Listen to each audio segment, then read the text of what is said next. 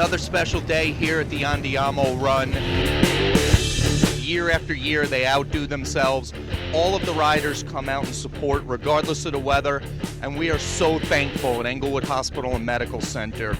Because of their support, we're able to live our dreams. Thank you. You know, what's really interesting about today, if you look at what's going on, if you look at the turnout, and you look at what the Dickstein family in Andiamo has done, it is tremendous. Helping people, having fun, having motorcycles in all of northern New Jersey, and at the end of the day, there are so many people being helped, including the patients at Englewood Hospital and Medical Center. Giving back to the community, that's what we want to do. I mean, everyone supported us for 26 years in the restaurant. We're part of the community, so we give back the last 17. And Englewood Hospital is very dear to our heart.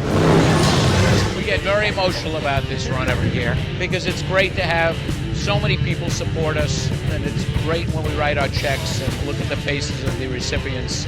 We're very grateful we can do this for the community.